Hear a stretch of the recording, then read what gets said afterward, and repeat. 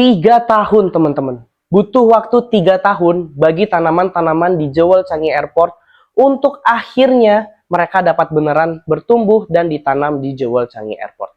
Membangun taman sehebat itu nggak semudah dan secepat yang kita kira. Dari proses pertama, jenis-jenis tanaman yang dipilih perlu melalui seleksi dari segi estetika dan kemampuan tanaman tersebut bertahan di iklim buatan.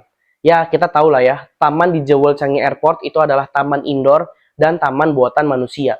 Jadi perlu ada penyesuaian dari segi cahaya, segi suhu, dan segi kelembapan udara.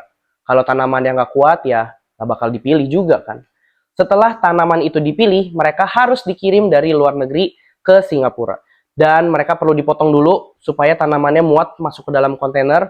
Tapi bagian tersulitnya adalah gimana caranya memastikan tanaman ini tetap hidup di dalam kontainer di atas laut dalam proses pengiriman berhari-hari. Challenging banget memang. Dan untuk tanaman-tanaman yang selamat sampai ke Singapura, mereka juga nggak langsung ditanam di Jewel Changi Airport, tapi mereka harus dirawat dulu di pusat pembibitan supaya kesehatannya kembali optimal, kembali ideal gitu.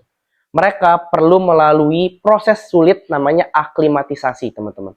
Atau proses penyesuaian diri suatu mikroorganisme terhadap perubahan lingkungan. Dan dalam konteks ini, artinya tanaman-tanaman yang berasal dari berbagai iklim di luar negeri perlu beradaptasi dengan iklim tropis Singapura. Atau bahkan mereka perlu beradaptasi dengan iklim buatan yang ada di Taman Indoor Jewel Changi Airport. Dari proses awal, pemilihan sampai proses akhir, aklimatisasi selesai dan ditanam beneran di Jewel Changi Airport, kira-kira membutuhkan waktu selama 3 tahun. Itu untuk satu tumbuhan.